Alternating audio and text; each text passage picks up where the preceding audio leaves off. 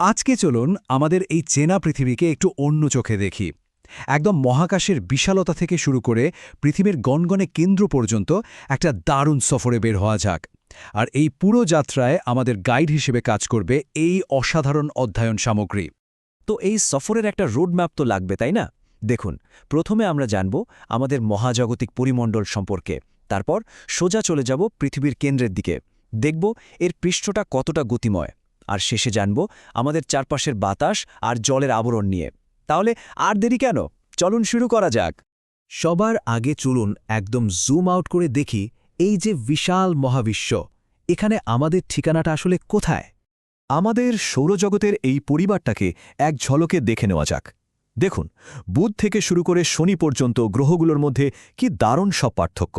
যেমন বৃহস্পতিতে একটা বছর হতে সময় লাগে আমাদের পৃথিবীর প্রায় 12 বছর। ভাবুন তো একবার। এখানে কিন্তু একটা মজার ব্যাপার আছে, শুনুন। সূর্যের সবচেয়ে কাছে তো বুধ, তাই না? কিন্তু সবচেয়ে গরম গ্রহ হল শুক্র। এর কারণটা কি? কারণ হল শুক্রের ঘন কার্বন ডাই অক্সাইডের বায়ুমণ্ডল। এটা একটা কম্বলের মতো তাপকে এমনভাবে আটকে রাখে যে ওটা রীতিমতো একটা জ্বলন্ত চুল্লি হয়ে গেছে। আচ্ছা, এবার পৃথিবীতে ফেরা যাক। আমাদের এই যে দিনরাত কিংবা বছর ঘুরে ঋতু বদলানো, এই সবকিছুর পেছনেই কিন্তু আছে পৃথিবীর খুব সাধারণ দুটো গতি। নিজের অক্ষের উপর বনবন করে একবার ঘুরলে হয়ে যায় একটা দিন, আর সূর্যের চারিপাশে একবার চক্কর দিয়ে এলে কেটে যায় একটা গোটা বছর। বেশ, ওপরের জগৎ তো দেখা হলো, এখন প্রশ্ন জাগতেই পারে আমাদের এই পায়ের নিচের মাটির গভীরে কি লুকিয়ে আছে। চলুন সেই রহস্যের দিকে এগোনো যাক। এখন সময় হয়েছে ভূপৃষ্ঠ ভেদ করে একদম গ্রহের কেন্দ্রে পৌঁছে যাওয়ার, মানে আক্ষরিক অর্থেই একটা ভূগর্ভস্থ যাত্রা। আর এই ছবিটা দেখুন, কি দারুণভাবে পৃথিবীর ভেতরের গঠনটা দেখানো হয়েছে, ঠিক যেন একটা বিশাল পেঁয়াজ যার 3টে প্রধান স্তর রয়েছে। তাহলে ব্যাপারটা কি দাঁড়ালো? আমরা আসলে বাস করছি পৃথিবীর সবচেয়ে পাতলা, প্রায় একটা ডিমের খোসার মতো স্তরের ওপর, যাকে বলে ভূত্বক। আর এই পাতলা স্তরটা ভেসে বেড়াচ্ছে এর নিচে থাকা বিশাল গলিত গুরুমণ্ডলের ওপর। স্তরগুলো সম্পর্কে তো জানা হলো, কিন্তু এই স্তরগুলো একে অপরের সাথে মিলেমিশে কিভাবে আমাদের চারপাশের পাহাড়, নদী, উপত্যকা তৈরি করে? চলুন এবার ভূপৃষ্ঠে ফিরে যাই আর দেখি কিভাবে পৃথিবীর ভেতর থেকে আসা প্রচণ্ড শক্তি এর বাইরের চেহারাটা প্রতিনিয়ত বদলে দিচ্ছে। এখানের মূল আইডিয়াটা হলো, আমাদের পায়ের নিচের মাটি কিন্তু একদমই স্থির নয়। এটা আসলে বিশাল বিশাল কিছু খণ্ডে ভাঙা, অনেকটা একটা জিগস পাজলের মতো। আর এই খণ্ডগুলো খুব ধীরে ধীরে নড়াচড়া করছে। আর এই প্লেটগুলো যেখানে একে অপরের সাথে মেশে, সেখানেই ঘটে সব নাটকীয় ঘটনা। দুটো প্লেট যখন মুখোমুখি ধাক্কা খায়, তখন তৈরি হয় হিমালয়ের মতো আকাশছোঁয়া পর্বত। আবার যখন দুটো প্লেট একে অপরের থেকে দূরে সরে যায়, তখন সমুদ্রের নিচ থেকে উঠে আসে একেবারে নতুন ভূমি। এই যে আমরা হিমালয় পর্বতমালা দেখি, এটা কিন্তু একদিনে তৈরি হয়নি। কোটি কোটি বছর ধরে দুটো বিশাল টেকটনিক প্লেটের এক ভয়ঙ্কর সংঘর্ষের ফল এটা। প্রকৃতির শক্তি যে ঠিক কতটা বিশাল হতে পারে, এটা তারই এক জীবন্ত প্রমাণ। আর হ্যাঁ, প্লেটগুলোর এই নড়াচড়ার কারণেই কিন্তু ভূমিকম্প হয়।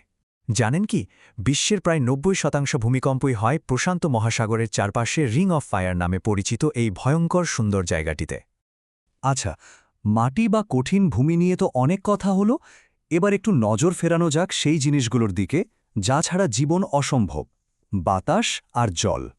এখন আমরা আমাদের গ্রহের সেই দুটো জীবনদায়ী চাদরের কথা জানব, আমাদের চারপাশের বায়ুমণ্ডল আর বিশাল জলরাশি।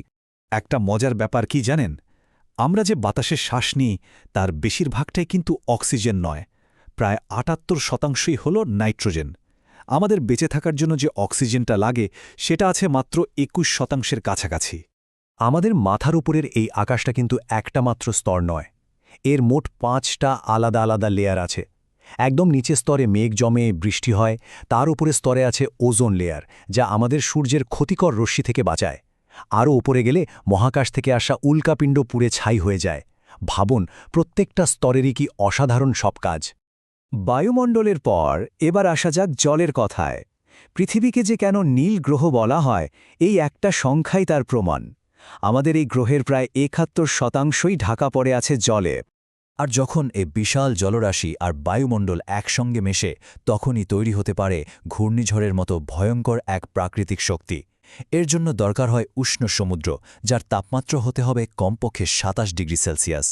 বিজ্ঞানের এই তত্ত্বগুলোর বাস্তব রূপ যে কতটা মারাত্মক হতে পারে তা এই টাইমলাইনটা দেখলেই বোঝা যায়। বাংলাদেশের ইতিহাসে ভোলা, সিডোর বা আইলার মতো ঘূর্ণিঝড়গুলো কী পরিমাণ ধ্বংসযজ্ঞ চালিয়েছে তা আমাদের বারবার মনে করিয়ে দেয় যে প্রকৃতির শক্তির কাছে আমরা কখনো কখনো কতটা অসহায়। তাহলে সবশেষে প্রশ্নটা এটাই দাঁড়ায়, আমাদের গ্রহের এই বিশাল শক্তিগুলোকে জানাটা কি শুধু বয়ে পড়ার জন্য? একদমই না। এই শক্তিকে আমরা যত ভালোভাবে বুঝব, ততই এর সঙ্গে মানিয়ে নিয়ে নিজেদের রক্ষা করার জন্য আরও ভালোভাবে প্রস্তুত হতে করব। আমাদের আজকের আলোচনা এখানেই শেষ হচ্ছে। এই মহাজাগতিক সফরে সঙ্গে থাকার জন্য অনেক ধন্যবাদ।